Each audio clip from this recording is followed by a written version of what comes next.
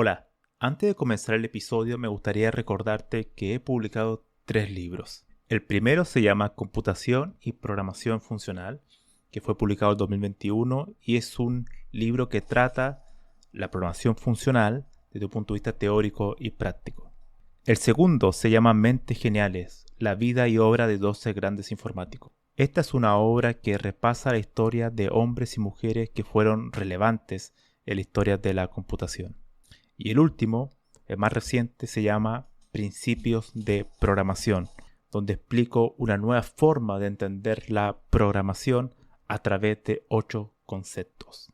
Todos estos libros se pueden encontrar en librerías en España o en Amazon, y también en Latinoamérica se puede encontrar a través de Mercado Libre y Busca Libre. Para más detalles pueden visitar mi sitio web camilochacon.com. La conversación de hoy es con Manuel Rubio. Es la tercera vez que visita este podcast para hablarnos sobre la historia de los lenguajes de programación. En particular sobre el segundo libro de esta serie, que se centra en 1960. Una década muy importante porque sería ahí donde surgirían muchos lenguajes de programación que fueron la piedra angular de muchos lenguajes que ocupamos en la actualidad. Por ejemplo, Fortran, Algol, Lisp, Simula, Logo, BASIC y algunos otros más. De todo eso me habló Manuel y también me comentó sobre uno de sus recientes proyectos que se llama Programando Otra Historia, un canal de YouTube donde él trata de expandir esta pasión por la historia de la informática. Espero que disfruten este episodio y no se olviden de suscribirse a este podcast. ¿Qué tal, Manuel? Una vez más por aquí. Sí. Más encantado de estar otra vez por aquí. Sí, de hecho yo estaba mirando la fecha de la segunda parte, que fue el día 19 del 2022. Así que ha pasado prácticamente casi un año desde esa vez. Y en aquel entonces me acuerdo que me comentaste sobre la primera parte de tu libro de la historia de los lenguajes de programación. Entonces en aquel momento recuerdo que el libro estaba, no sé si ya se había publicado en ese momento o lo ibas a publicar unos meses después, eso no recuerdo. Sí, el primer libro ya estaba publicado porque ese fue publicado incluso el año anterior, fue en diciembre del año anterior y sobre todo la explotación fue enero-febrero de ese mismo año.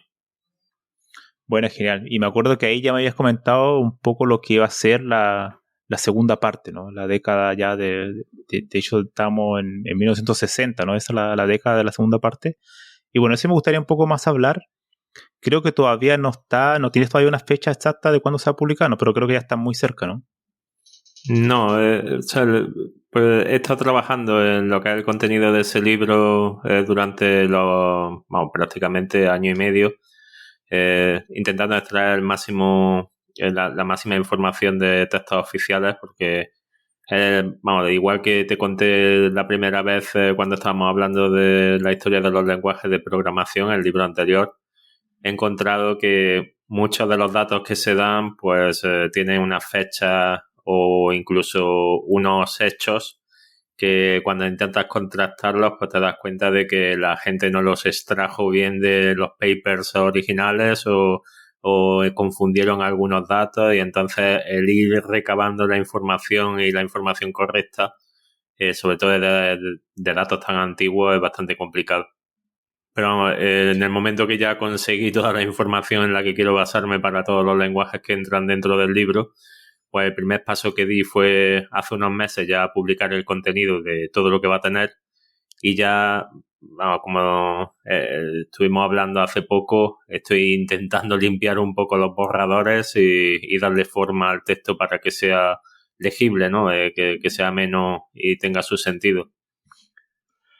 Recuerdo que en esa última conversación que tuvimos me dijiste que acostumbras a crear fichas para los lenguajes que vas a hablar, los personajes también. Y recuerdo que anoté, de hecho hace una hora escuché la entrevista, un fragmento de la entrevista anterior, y dijiste que tenías para esta nueva parte del libro, la década de los 60, tenías en ese momento, en ese entonces, 19 de noviembre de 2022, 29 lenguajes y 58 personajes. ¿Eso se mantiene? ¿Ha aumentado? ¿Cómo ha sido? Ha aumentado.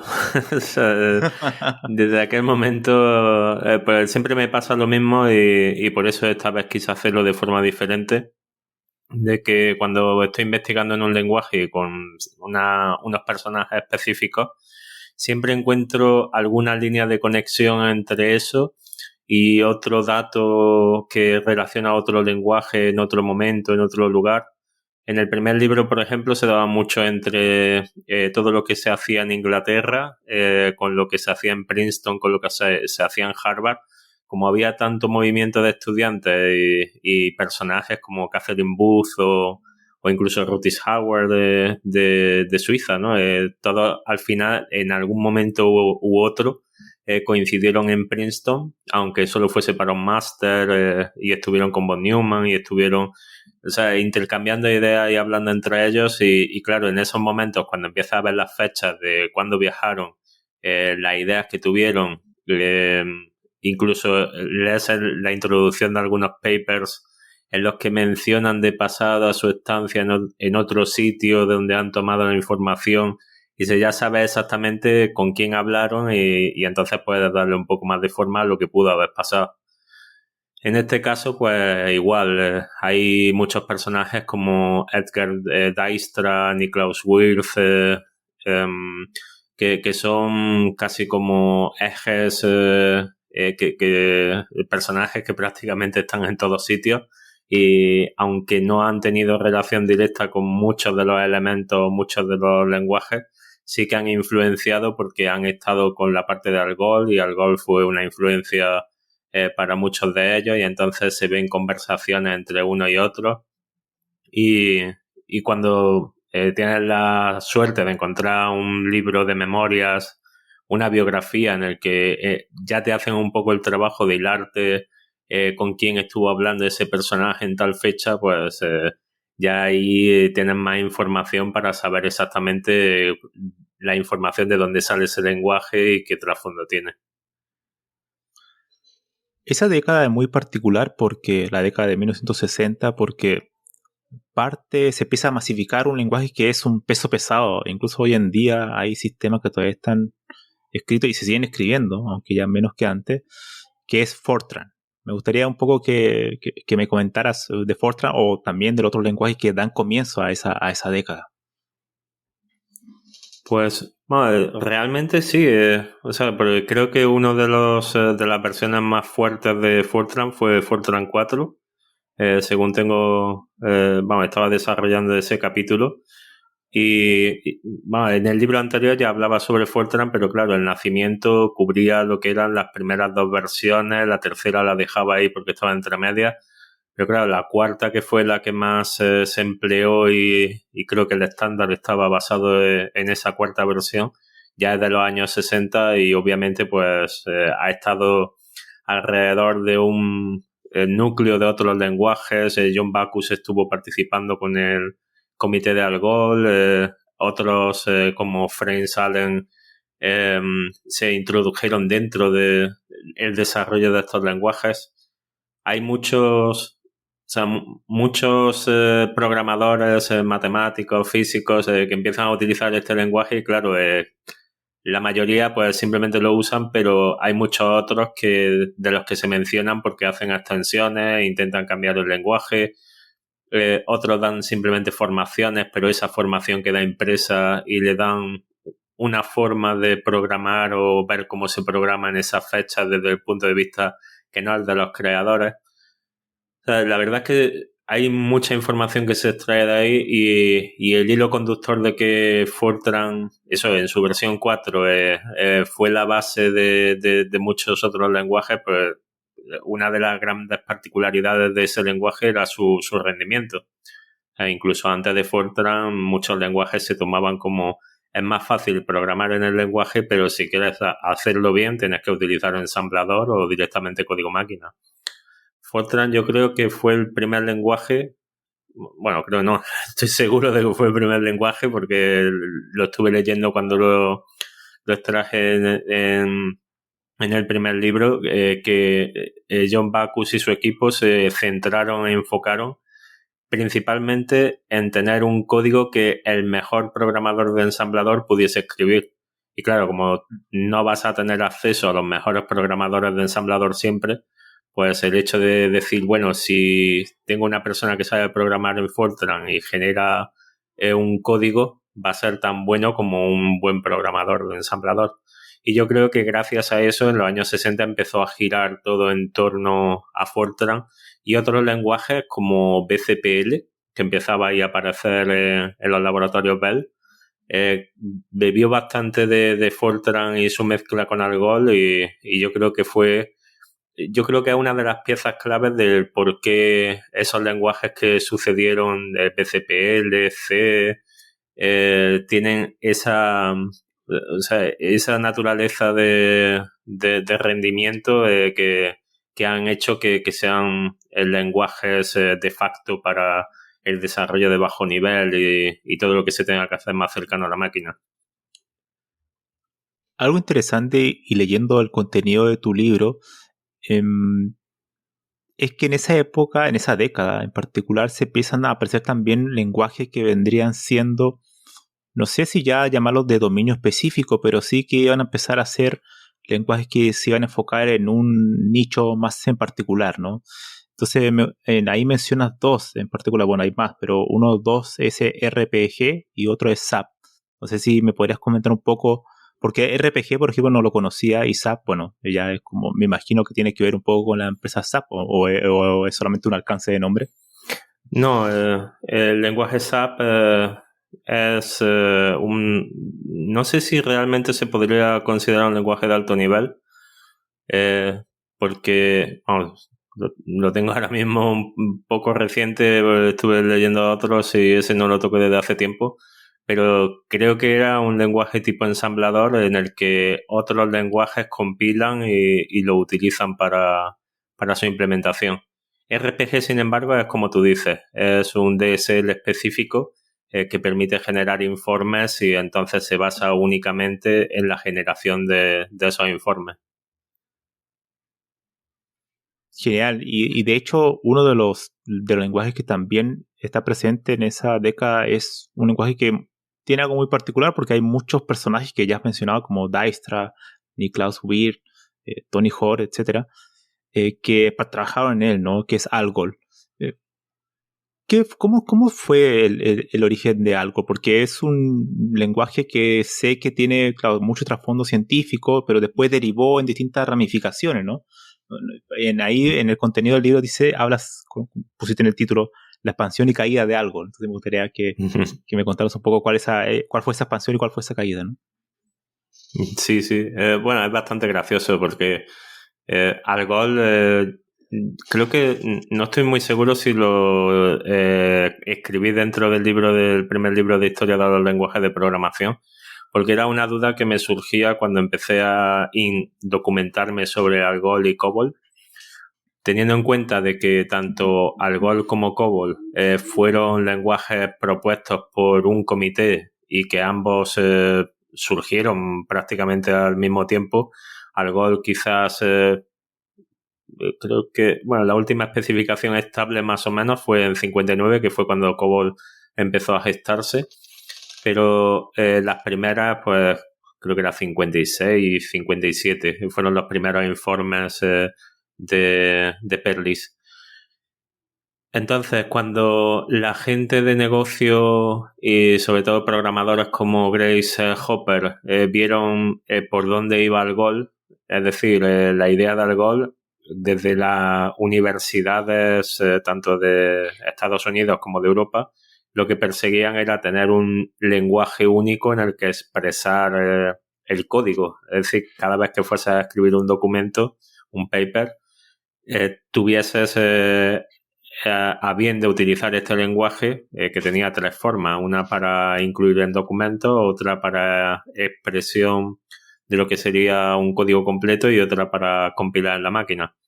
Entonces la forma de documento sería para cada vez que necesites hablar de algo que sea de código, poder utilizar ese lenguaje e introducirlo dentro del documento, y se supone que es casi como una lengua lengua franca, ¿no? Una lengua que utilizan todos los profesionales del sector para directamente, cuando quieres saber algo de código, pues lees en Algol y todos lo saben.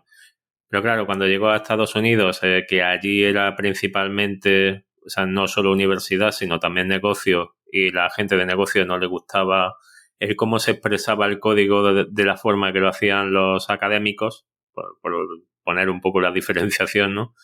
Entonces, pues ellos exigieron seguir la línea que estaba tomando Grace Hopper en Rand Corporation, que era expresarlo todo en el lenguaje inglés, es decir, tal y como se especifica COBOL. Y claro, por ahí tienes el por qué Algol se utilizó mucho en Europa, principalmente en Europa no había empresas que estuviesen dentro del tema de la computación en aquellos años, y por qué lenguajes como COBOL se empezaron a introducir más fuerte en Estados Unidos, porque estaban más ligados al terreno empresarial.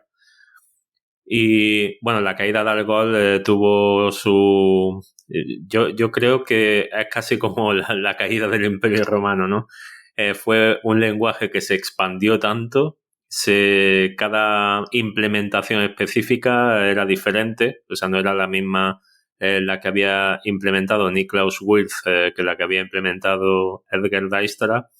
Y cada Algol que caía en manos de alguna universidad siempre intentaban darle su pequeño toque o adaptarlo al hardware cambiando el lenguaje en lugar de al contrario.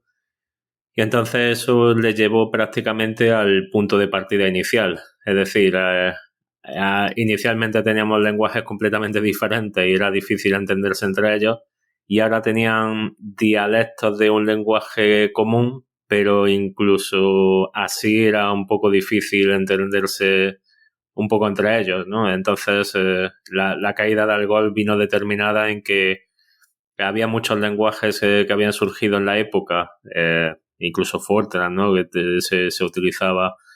Muchos otros empezaron a utilizar Lisp para empezar a documentar sus papers. Otros, pues eso, tiraban por otros lenguajes que eran un poco más útiles, entre comillas, para ellos. Y al final, pues, el principal objetivo de Algol, como no se cumplió, fue cayendo en el olvido poco a poco. Podríamos decir que fue una década donde varios lenguajes obviamente surgen, pero con distinto enfoque. Me da la impresión que Algol tenía ese objetivo que era mucho más cercano a la academia con respecto a Fortran, que probablemente tenía un enfoque más que a la academia en un sentido más práctico, ¿no? En sentido más científico, de hacer cálculos muy rápidos. Y también surge, bueno, no sé si surge, pero ya se empieza a aparecer la versión 60 o 68 de COBOL, que era algo que ya estaba más enfocado a la industria, ¿no? No sé si estoy ahí en lo correcto. Sí, y de hecho, no, es justamente eso. Sí, justo te iba a preguntar sobre COBOL, ¿no? COBOL, porque tengo entendido, yo nunca lo usé, no conozco la sintaxis, pero sí me han comentado que es algo totalmente diferente a los demás. Sí, realmente, o sea, yo realmente no he programado en COBOL nunca y bueno, ahora mismo me estoy empapando bastante porque cada lenguaje de los que hablo intento al menos conocer su sintaxis y programar no solo un hola mundo, sino algo que tenga alguna función y haga algo, ¿no?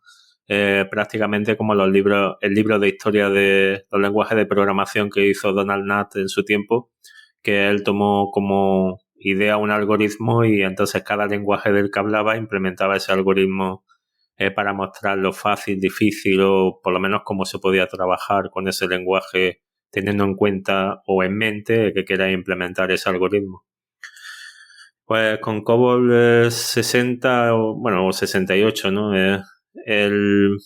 La principal diferencia yo creo que radica en que está orientado a lo que se hacía en el negocio en esos tiempos.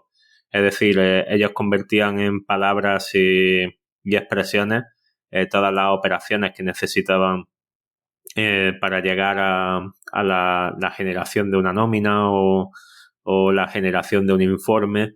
Entonces todos los cálculos que iban realizando iban en base a, pues, tal y como ellos expresaban en sus documentos cómo se hacían esos cálculos, e intentaban que el lenguaje fuese muy similar. Yo creo que por eso tuvo el éxito que tuvo en comparación con otros lenguajes bueno, por ejemplo APL, ¿no? Que necesitaba incluso un teclado específico para poder programar en él. A diferencia de eso, pues COBOL ofrecía el alfabeto, números y operaciones que vamos de suma, resta, multiplicación, división. Bueno, incluso muchas veces ni eso. O sea, la suma inicialmente se expresaba con palabras y la multiplicación y división también. Entonces, lo que cambia en ese sentido de COBOL del resto de lenguajes, para ellos era la facilidad de que cuando leían lo que era un programa de qué es lo que hace este programa en COBOL, incluso sin haber programado nunca en COBOL, pues para ellos era bastante claro porque hablaba en su idioma y especificaba esos pasos en la forma en la que ellos solían darlos. Hay una duda que siempre he tenido con respecto a COBOL, no sé si en tu investigación lo has podido tratar, y es el tema de cómo COBOL se involucró en el sistema bancario, ¿no? O sea, en el sentido de que gran parte de los bancos, sus sistemas, el core, está todavía escrito en COBOL. ¿Sabes por qué fue ese motivo o alguna idea de por qué habrá sido útil para un sistema monetario? O simplemente habrá sido un tema de estar en el lugar adecuado en el momento, en el momento preciso? Yo creo que puede ser una mezcla de ambas. Es decir, estar en el momento adecuado, en el lugar preciso, es bastante importante. Pero recuerdo una conversación de cuando intentaron cambiar un sistema bancario de COBOL a Java, por ejemplo, porque pasó con muchos otros lenguajes, que el programador de COBOL preguntaba al de Java, bueno, quiero modificar esta función para que esté en Java, ¿cómo lo hago? Y entonces el programador de Java le iba explicando, cambias esto por esto, pones pues los operadores, tal, y cuando puso la fórmula que necesitaba calcular con una división, unas sumas y demás, el resultado no daba exacto. Entonces el de COBOL se quedó, pero lo hemos hecho bien, ¿por qué no da el número que tiene que dar? Y entonces el de Java vio que estaban utilizando float, o sea, el número de coma flotante, y le explicó que es que, claro, si utiliza la coma flotante, los números no son exactos, son aproximados y tienes que trabajar con eso. Y claro, el programador de COBOL le dijo, no, nosotros necesitamos números exactos. Dice, el sistema, el ordenador tiene que contar bien. Y claro, la implementación de los números en COBOL no está en base al IE cubo 768, creo que era el de coma flotante, sino que está en base a una coma fija de X números de decimales. Y entonces para un cálculo bancario, ya pasando ese número de decimales no es necesario. O sea, daría igual que no fuese exacto ya pasando ese número, pero los números representativos y los de mayor peso sí deben de reflejarse bien y que cuando se vayan sumando vayan dando los números correctos. Y claro, en ese sentido, pues los nuevos lenguajes le habían fallado a los programadores de COBOL y no estaban muy por la labor de cambiar. Sí, eso es muy interesante. De hecho, COBOL es... no sé si tuvo algún tipo de influencia en otro lenguaje previo. No sé si tuvo... Porque creo que surgió su sintaxis bastante más peculiar que los demás, pero no sé si realmente surgió desde otro lenguaje o fue algo mucho más inventivo del equipo que lo desarrolló. No sé si en algún momento te miraste sobre eso. Sí, bueno, COBOL realmente se influye de Flowmatic, que fue el lenguaje que desarrolló Grace Hopper previamente a COBOL. Y Flowmatic se basa en Arithmetic, Arithmetic y Mathematic, que son prácticamente lo mismo. La idea era cada vez proveer SDSL sobre la máquina virtual, no, perdón, sobre el código máquina. Es decir, que cuando el compilador detectase de quieres ejecutar esta función o hacer esta expresión, tuviese el trozo de código máquina específico para irlo cambiando. A medida que iban progresando los compiladores que fueron creando en Rand, pues eso pasó a un nivel más, entonces ya hacía la conversión de esas expresiones un poco más complejas en el lenguaje previo, o sea, pues realmente Mathematic y Arithmetic, o sea, Arithmetic era un lenguaje que se traducía directamente a código máquina y Mathematic era un lenguaje que se traducía a Arithmetic para directamente compilarse a código máquina. Entonces, apoyados unos sobre otros, llegaron a Flowmatic, que ese era la suma de Mathematic y Arithmetic, los dos anteriores, para crear ya un flujo en el que esas expresiones primero complejas se traducen a unas más simples y esas más simples ya directamente al código máquina. La idea de COBOL pues se mantuvo prácticamente como Flowmatic. Ya a partir del 60-68 pues fueron agregando más complejidad para darle más facilidad al usuario, al programador en este caso. Otro lenguaje que empieza también a tomar cada vez más terreno en esta década es Lisp. Y todo el tema de la inteligencia artificial también empieza a hacerse mucho más popular. Y hay un personaje que tú lo mencionas aquí en el contenido, que me gustaría que nos comentara un poco de quién es, ¿no? Para las personas que no lo conocen, que es John McCarthy. O sea, cuál fue como su rol en la inteligencia artificial y también con respecto a Lisp, ¿no? John McCarthy yo creo que fue, es decir, no fue el padre porque, bueno, ya sabes, ¿no? Fue Herbert Simon el padre de la inteligencia artificial, pero en el primer comité en el que se formó para hablar sobre inteligencia artificial, que en principio no se llamaba así, creo que era computación más humana, no recuerdo exactamente el término, pero la verdad es que no era tan o sea, no era tan vendible, no era tan de marketing. Recuerdo que Alan Newell y Herbert Simon se acercaron para presentar su lenguaje, que era el IPL y el LT, el Logic Translator. Era el programa que ellos habían creado sobre IPL para hacer la gestión de listas, la evaluación de predicados.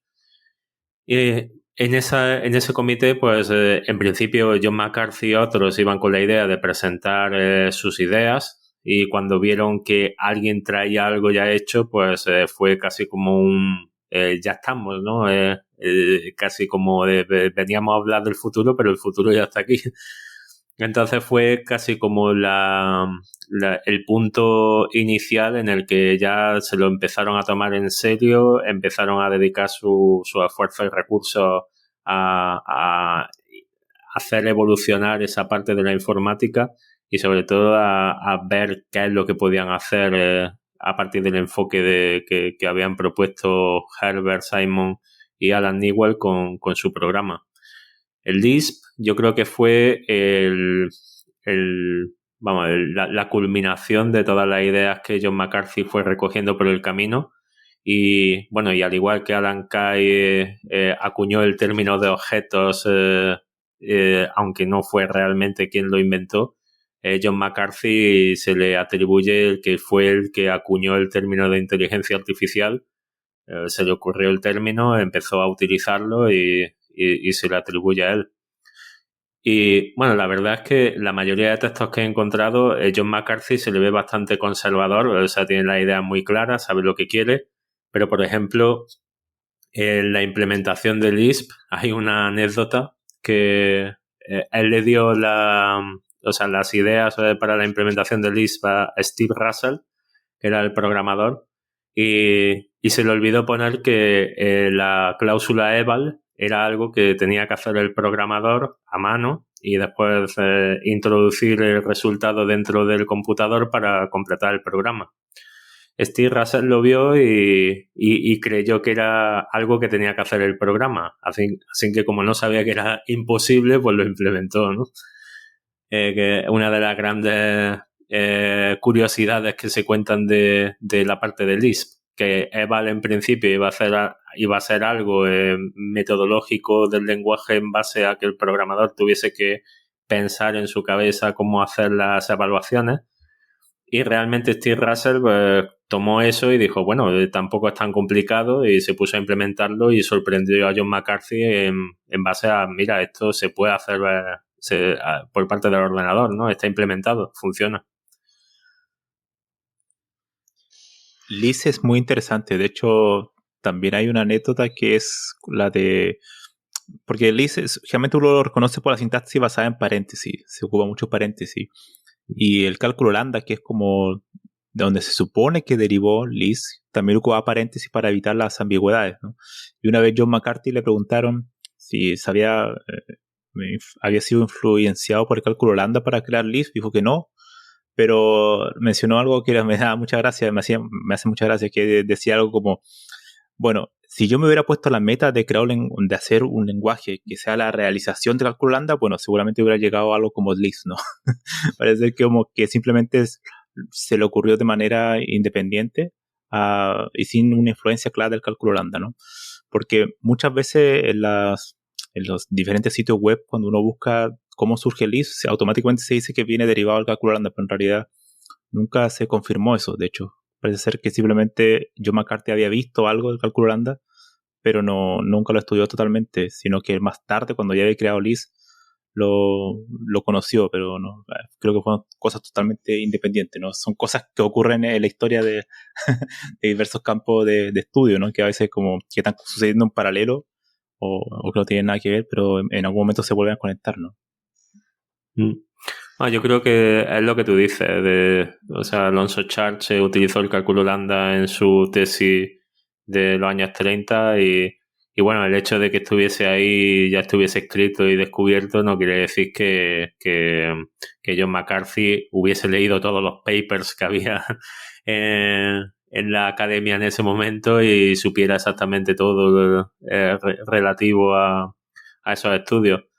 Fue casual, o sea, porque realmente yo también he estado revisándolo, intentando hallar alguna conexión y no la hay. Se ve que la conexión la hallaron a posteriori. Alguien que leyó sobre el cálculo lambda y se le encendió el clic en la cabeza en base a, pues esto es justamente lo que hace Lisp. Y yo creo que sí, porque realmente si te fijas en la progresión desde Leibniz hasta el cálculo lambda de Alonso Church, la idea de que las funciones son tipos de datos tal y como se tratan en Lisp, al final tienen la potencia de Lisp es tratar todo como si fuese un dato, incluso las expresiones. Entonces, cuando tú estás leyendo un dato y dices, si es un número, pues es casi como dices, ejecutamos el dato y tienes como resultado un número. Si tienes una expresión que es una suma, pues ejecutas la expresión y tienes como resultado el resultado de la suma de esos dos números. Y entonces cada dato que vas obteniendo lo vas reduciendo hasta tener el resultado de tu programa, que será la reducción de cada una de sus unidades independientes hasta el máximo que se pueda reducir. Si no se puede reducir, entonces es cuando te queda un programa un poco más compacto o incluso en algunas ocasiones genera error por falta de información. Es como la típica frase de los entusiastas de lenguajes que son derivados de Lisp, ¿no? Que tratan de explicar cómo funciona su lenguaje y es código como dato y dato como código, ¿no? Al final es como todo, es como básicamente lo mismo. Una expresión es un dato en sí, como bien dices tú. Y algo que me causa curiosidad el Lisp y todos los lenguajes derivados posteriores de Lisp, que se transformó ya en un dialecto como Skin, como Racket, como Clojure. No sé qué te parece ese tipo de lenguaje en sí, que genera como otro tipo de lenguaje, como orientado a objetos o como la programación web con JavaScript, genera una fuerte, ¿cómo decirlo? fanatismo, quizás también se podría decir, en comunidades, que hay gente que solamente escribe en este tipo de lenguaje, como derivado de Lisp, y otra gente que los odia, ¿no? ¿Qué opinas sobre eso? Como ese amor y odio que genera los lenguajes basados en Lisp.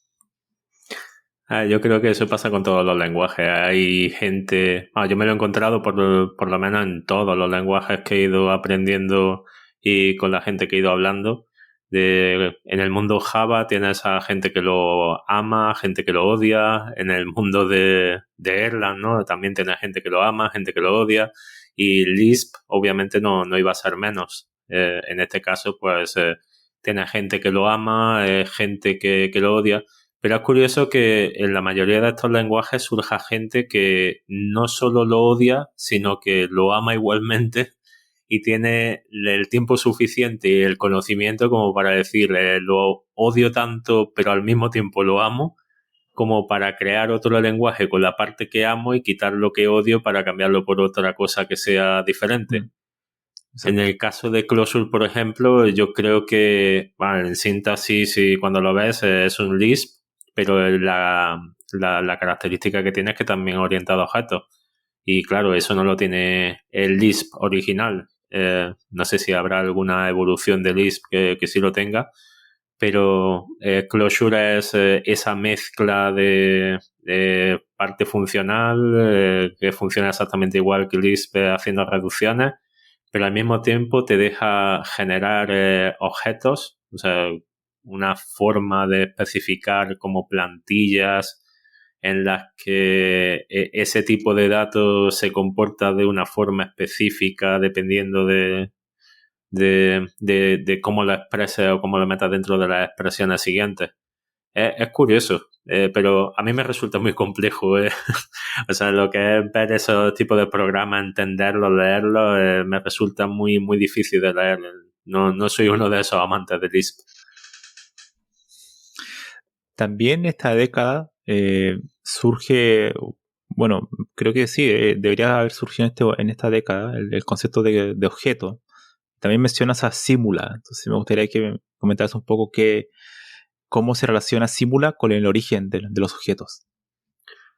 Bueno, realmente yo creo que Simula es el primer lenguaje orientado a objetos. Es o sea, la construcción de Simula es casi como... O sea, porque cuando yo empecé a verlo fue como ver el modelo actor. Una cantidad enorme de procesos, pequeñas máquinas que hacen cosas. Es casi como tener tu propia máquina en pequeñas máquinas a las que les das un programa y una forma de comunicarse entre ellas. Alan Kay lo resumía como la mayoría de lenguajes cuando hablan de concurrencia o de generar procesos en paralelo, lo que hacen es crear un proceso que tiene mucha menos potencia que la máquina donde se está ejecutando. Mientras que la orientación a objetos que él ideó y la orientación de objetos tal y como estaba implementada en Simula, aunque ellos no habían definido ningún concepto a alto nivel, sino simplemente ellos consideraban que se programaba de esa forma y ya está, ¿no? Entonces en Simula lo que creaba eran pequeñas unidades que eran casi como la propia máquina, que tenía su tiempo de computación, su procesador, su espacio para procesos, memoria y su forma de comunicación con el resto de procesos, por lo que podrías decir incluso que eran casi como pequeñas máquinas virtuales dentro de tu programa, y a cada máquina virtual le daba el código secuencial de lo que tenían que ir ejecutando dentro de su proceso.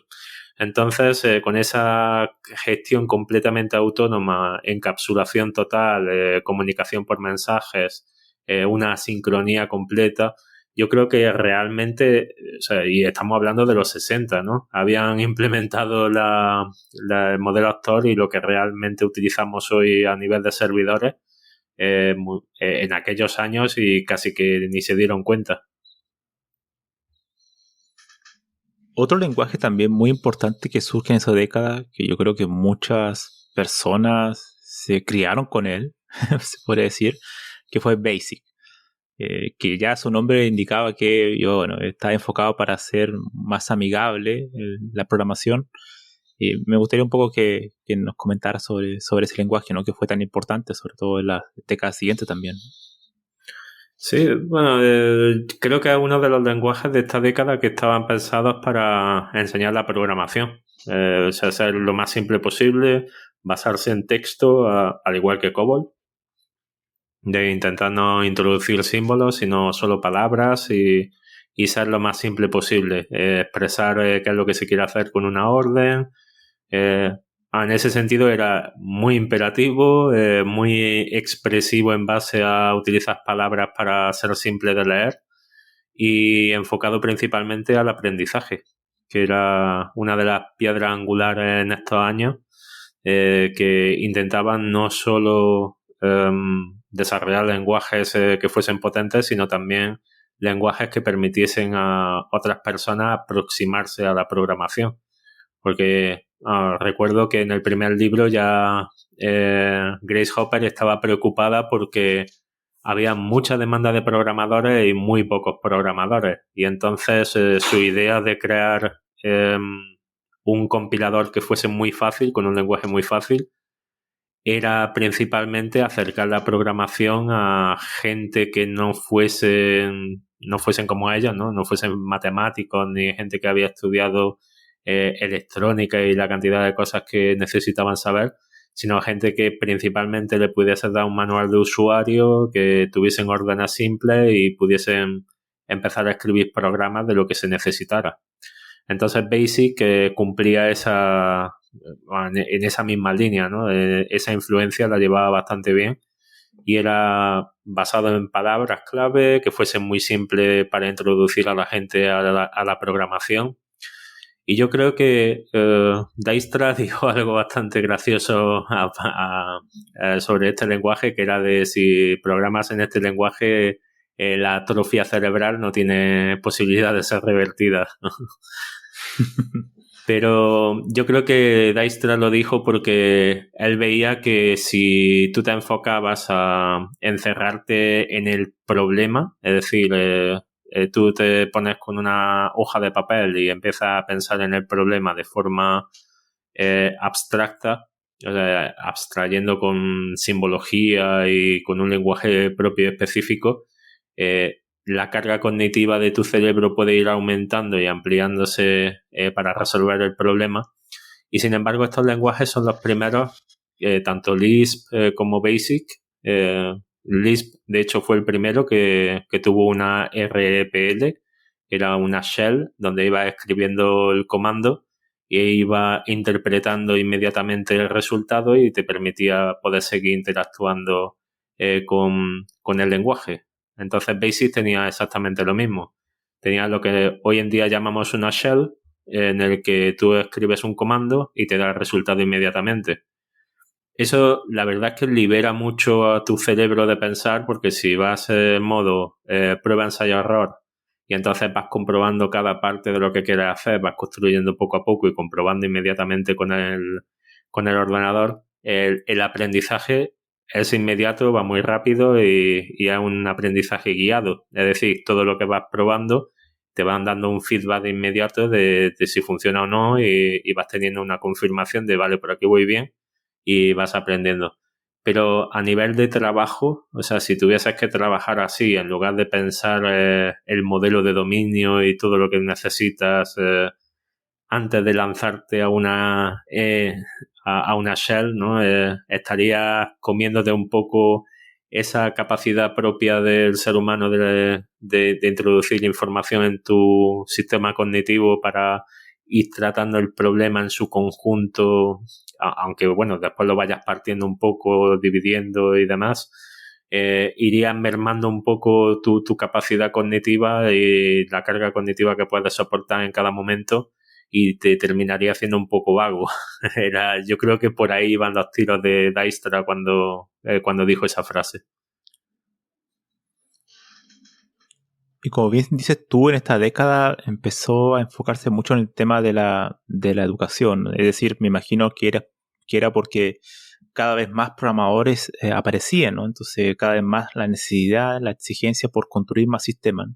Y aparte de BASIC, también en esa década surgió un lenguaje que yo le tengo bastante cariño porque fue de hecho uno de los primeros que programé, que es Logo, que es un lenguaje enfocado a la enseñanza, principalmente enfocado para niños y adolescentes, que era en 2D y te permitía hacer figuras geométricas y cosas así. No sé qué me podrías decir sobre Logo, que creo que fue un lenguaje que influyó en probablemente el lenguaje para niños más popular, hoy, incluso hoy, que es Scratch, ¿no? Sí, sí. Vamos, Logo tiene las mismas bases que BASIC, que era, como tú has dicho, para educación. Ahí, pues bueno, realmente lo he investigado bastante más porque grabé el vídeo para el canal de YouTube de Programando de la Historia sobre la historia del lenguaje Logo. Y las capacidades de Logo, en un principio, la verdad es que era un programa muy básico y la tortuga era de verdad. O sea, bueno, no de verdad, ¿no? Era un robot al que le habían puesto un lápiz y lo tenían en la sala, una especie como de una especie de coche, pero que permitía el movimiento. O sea, bueno, al final, si lo ves en las imágenes y sobre todo en el vídeo, que tenemos imágenes, se ve como una especie de huevo con la cáscara transparente, ¿no? Que permite ver los circuitos que tiene dentro la base de 4 ruedas y en medio el lápiz.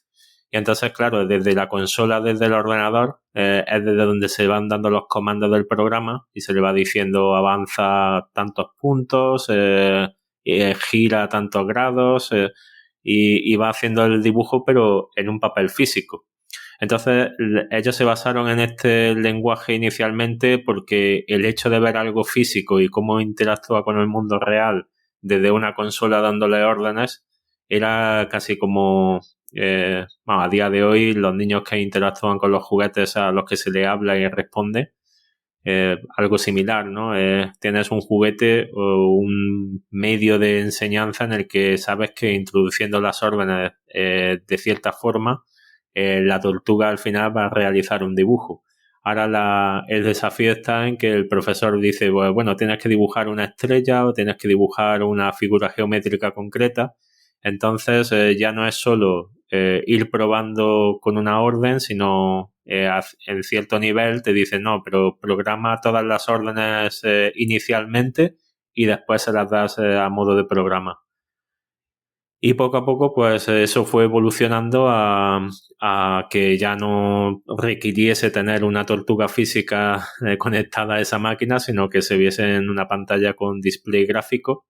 Entonces ya era un poquitín más manejable, ¿no? Pero eso obviamente fue avanzando con la informática. Al principio los displays gráficos pues no eran tan comunes. Y poco a poco, en los siguientes años, las siguientes décadas, pues ya tenemos programación visual como la misma que tú has dicho, ¿no? Scratch, que le propone no el uso de palabras específicas, sino mover ciertos bloques y que encajen unos con otros para formar lo que sería casi como una pieza de Lego compacta, que sería tu programa, y al ejecutar, una de las muy buenas partes es que no te hace falta depurar porque cada vez que se va moviendo la tortuga o cada vez que se va haciendo algo, se va viendo un puntero como se está ejecutando esta línea y ahora esta, y ahora esta, y ahora esta. Entonces le va dando una visión al programador de qué es lo que se hace y en caso de tener un error, pues le ayuda a que ya incluso sepa lo que significa la depuración, introducir incluso checkpoints o breakpoints para hacer las paradas en los puntos precisos y tener lo que es el resultado del programa al final de qué es lo que quiere y bueno, y también cuando vaya a aprender otro lenguaje, pues llevarse todo lo aprendido para ir completando lo que son los cambios entre el lenguaje Logo que había aprendido con otro un poco ya más complejo, con diferentes elementos, diferentes cosas, que le sea más fácil. Wow, sí, de hecho, esta década es realmente importante, ¿no? Porque hemos visto lenguajes enfocados para la educación, como fue BASIC, enfocado más para el entorno empresarial, como COBOL. También el tema de la orientación a objetos surge con Simula. la inteligencia artificial, la programación funcional con Lisp, ya se empieza a ser mucho más popular. Y hay otro lenguaje que, no sé si se cataloga el lenguaje, pero sí la notación que ocupa Peter Landin en ese famoso paper que escribió en esa década, que es el ISWIM, que tú mencionas ya como la raíz de la programación funcional particular, que vendría a ser la programación funcional más pura, ¿no? Lo que vendría siendo después Miranda, ML, hasta Haskell, ¿no? Y más allá hasta Ada, todo ese tipo de lenguaje, ¿no? Me gustaría que hablaras un poco sobre ese lenguaje, ¿no? Bueno, eso tengo que admitir que de momento he recopilado toda la información, pero tengo que seguir hilando todavía y aprendiéndolo, ¿no? Lo que es el lenguaje en sí se considera eso, la base de todos los lenguajes ML, el paper ese de ISWIM, que sería algo así como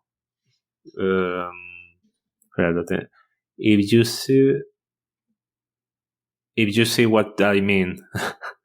O sea, si ves lo que quiero decir, ¿no? Era una forma de realizar todo a base de expresiones, pero igualmente bastante similar a Lisp. Lo que sí en en esta década no, sería más bien en los años 70 es cuando empieza a surgir los movimientos de la separación o una especie como de divergencia entre lo que es la programación lógica, declarativa, funcional. Intentan hallarle como diferencia. E incluso ahí había otra conversación de John McCarthy con el creador de Prolog, que eso recuerdo haberlo leído, pero como era de los años 70, pues no le tengo todavía Lo dejaste para el siguiente libro. Sí. Pero vamos, me resultó curioso porque era otra de esas cosas que John McCarthy decía que esto no es posible, ¿no? Refiriéndose a la programación lógica. Y entonces llegó este hombre y creó Prolog. Y creo que era Claro, derivado de las máquinas de inferencia. Claro. Que después se volvería muy importante para la inteligencia artificial, de hecho, ¿no? Y también, bueno, ML, bueno, después este lenguaje, el ISWIM, influyó a Miranda y ML que al final después sería también influencia de Haskell, ¿no?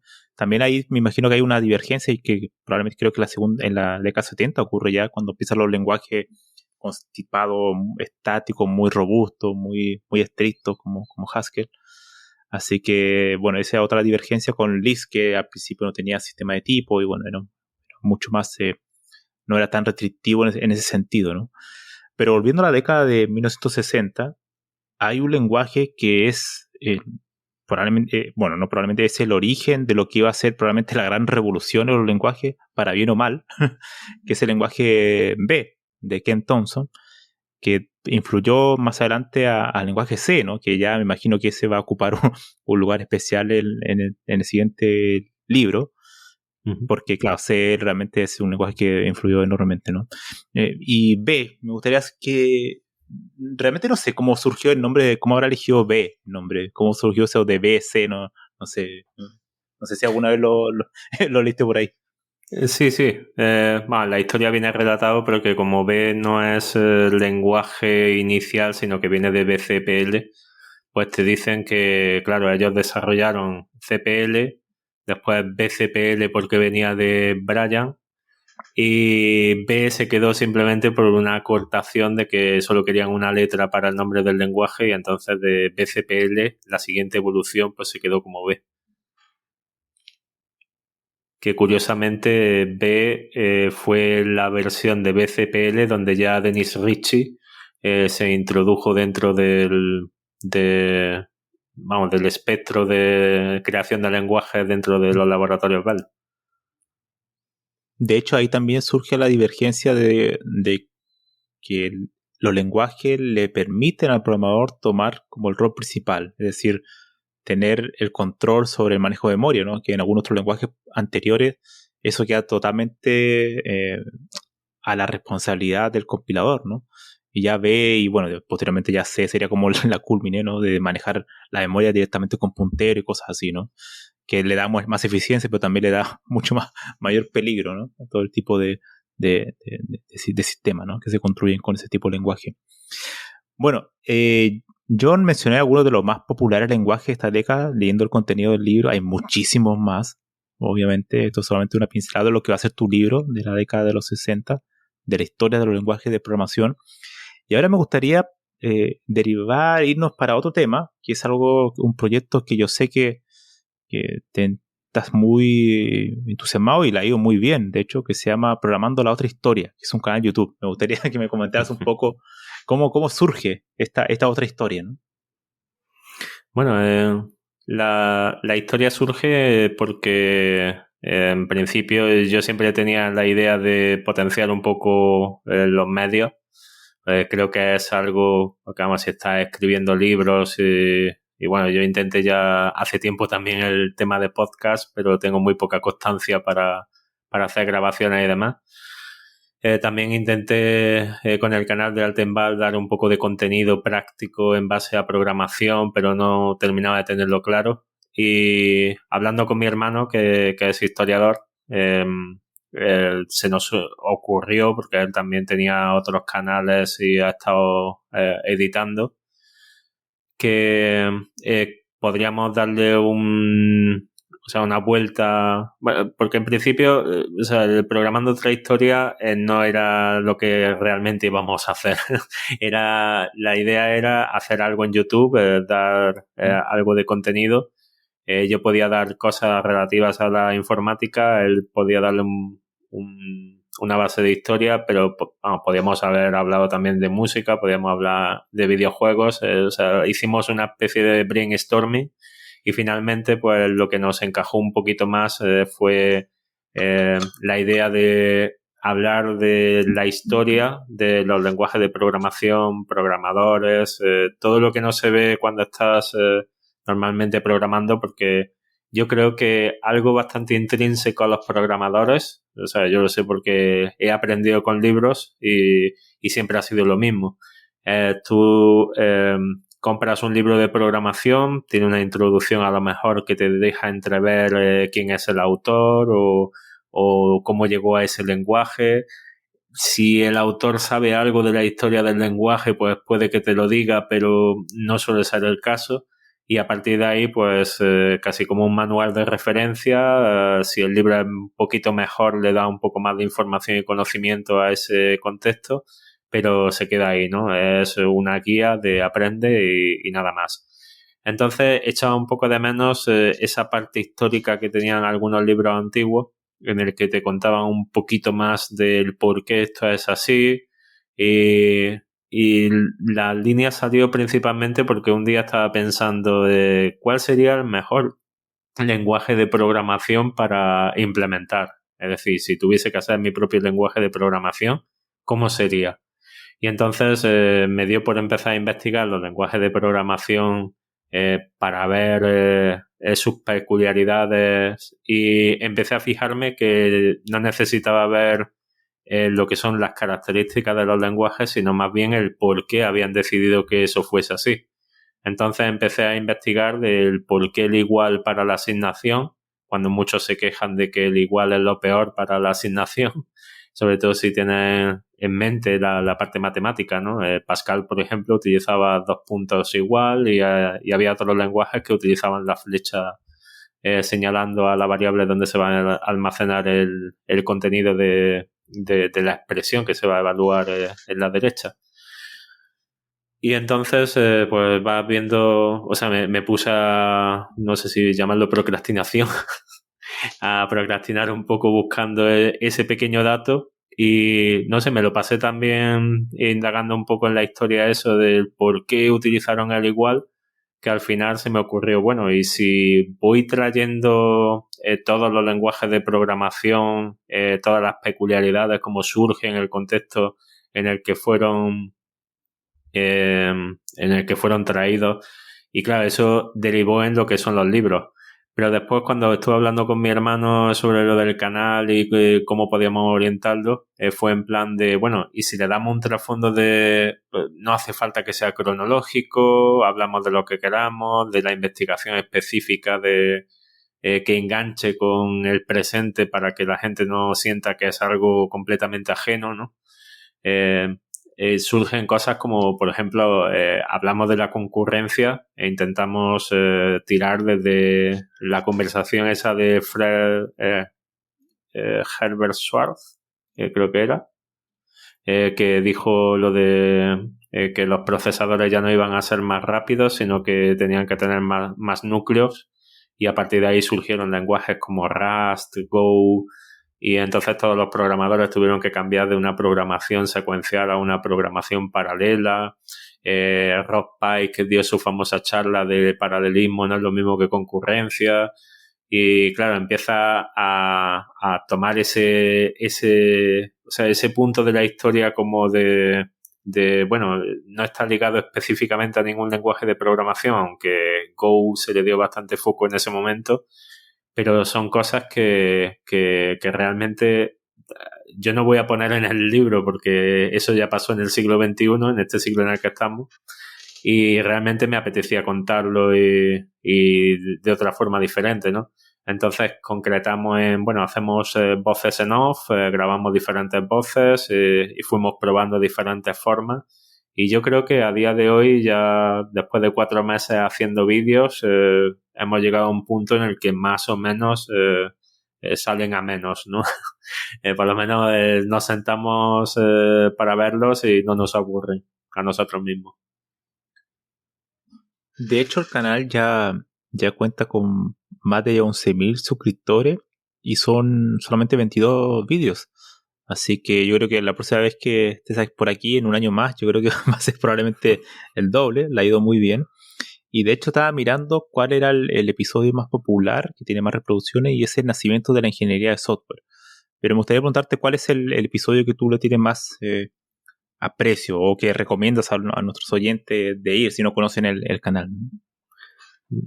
Es curioso porque ese vídeo iba a ser una segunda parte, porque cuando empecé a escribir sobre la crisis del software, es un tema que se da en la universidad, y yo había tomado un poco con idea de representar, pues no solo lo que te cuentan en la universidad, sino darle un poco más de trasfondo de cómo afectó la gente que hay involucrada.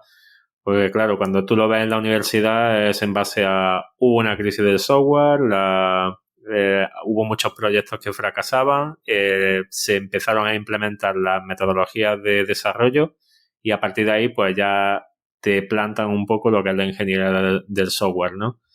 Entonces yo quería intentar indagar un poco en quiénes fueron los que estuvieron en esos comités, cómo tuvieron esas ideas, cuáles fueron los problemas específicos que surgieron, que llevaron a esa crisis del software.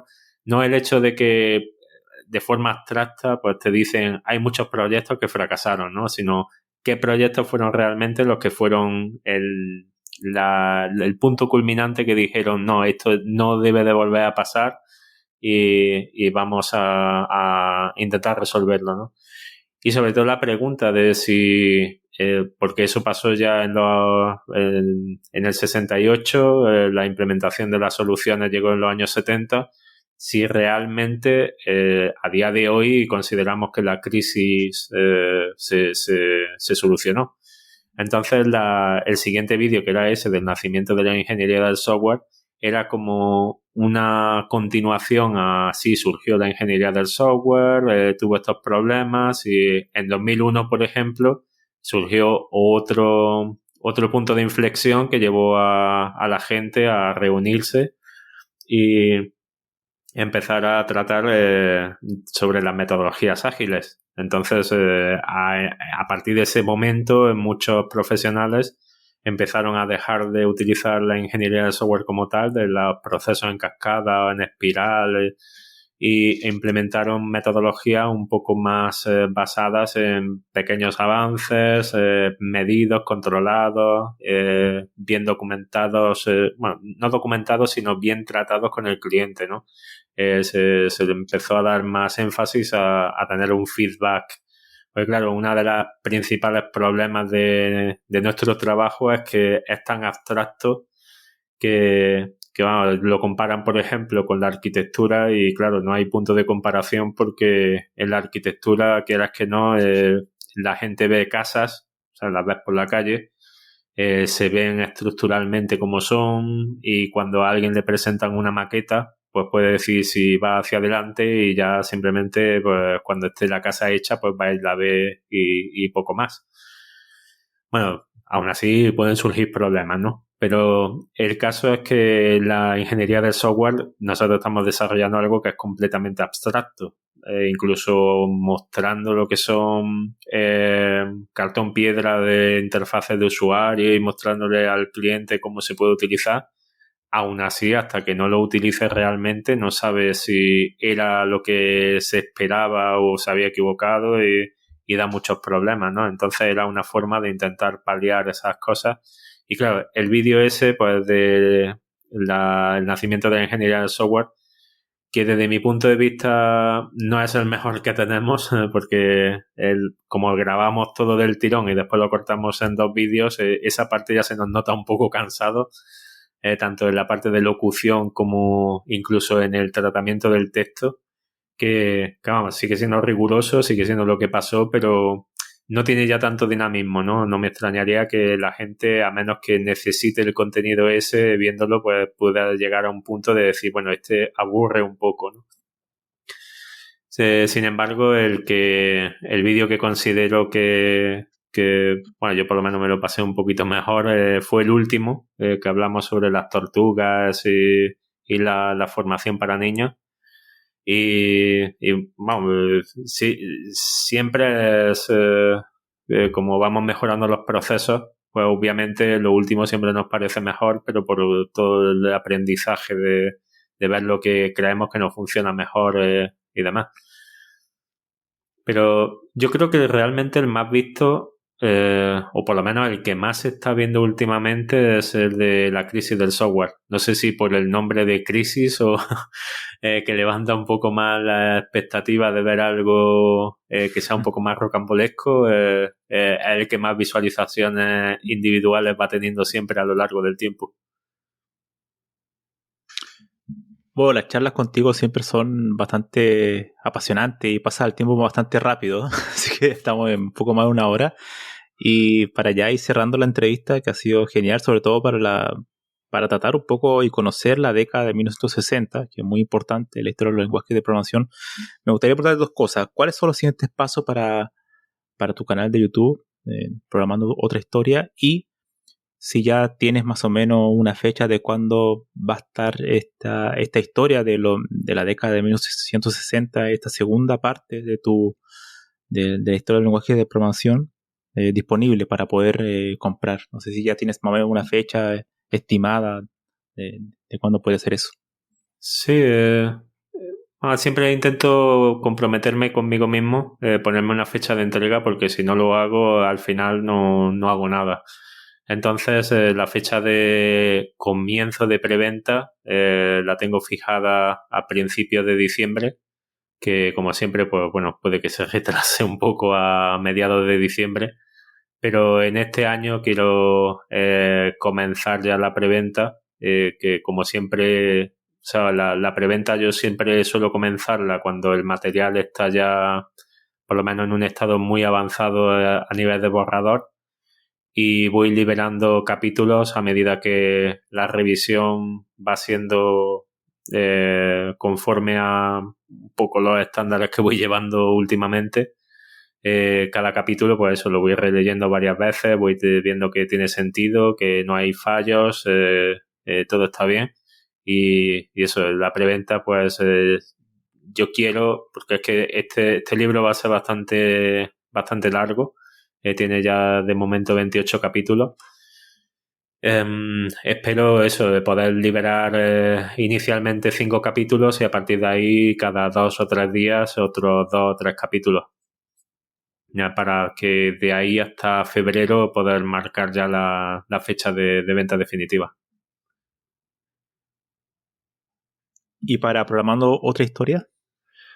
Sí, el canal de YouTube, bueno, queremos seguir haciéndolo crecer. Vale. Y queremos seguir haciéndolo crecer y en principio lo que queremos es hacer colaboraciones, que eso creo que podemos ya desvelar un poco que hemos estado hablando para hacer algo sobre la historia de la inteligencia artificial. Sí, totalmente. Sí, así que eso va a estar muy interesante. Y seguir todavía contando muchas historias. Tengo algunas series abiertas. Quiero hacer los vídeos típicos sobre los lenguajes que más se usan.